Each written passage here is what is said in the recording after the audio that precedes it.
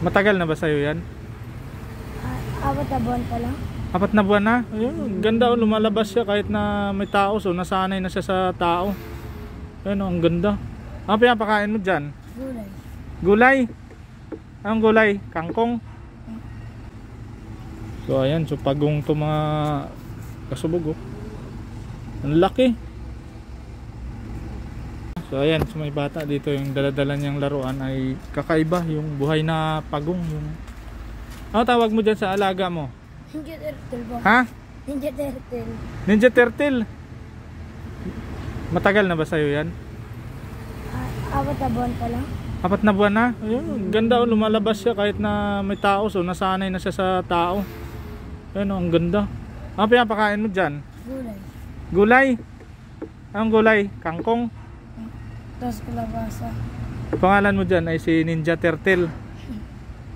Grabe, ang ganda, ang laki. So pahawak nga. So ayan, so pagong to mga kasubog, oh. Ang laki. Babae ito, lalaki? Hindi ko nga alam eh.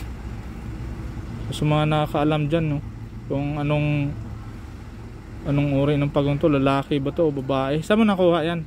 Bigay ng tito namin. Binigay sa'yo? Saan galing, probinsya? Kamarin. Ha? Kamarin?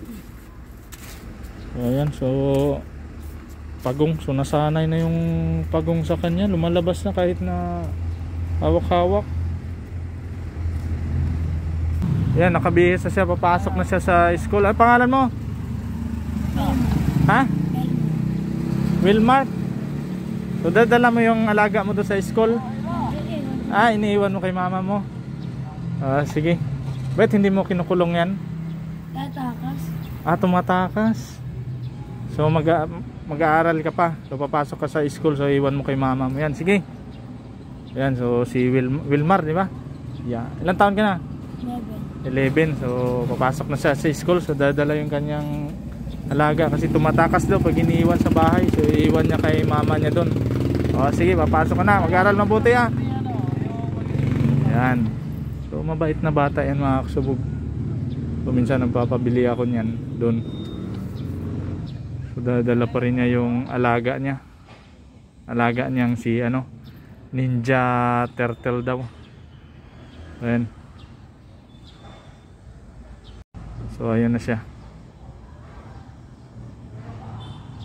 So binigay daw sa kanya ng tito niya. Galing Kamarin. So may mga ganyan pala dito sa Maynila. So akala ko nakikita lang yan sa mga palayan sa probinsya. So pati dito sa Maynila meron din palang ganyan. So ayun lang, mga kasubog. So share ko lang.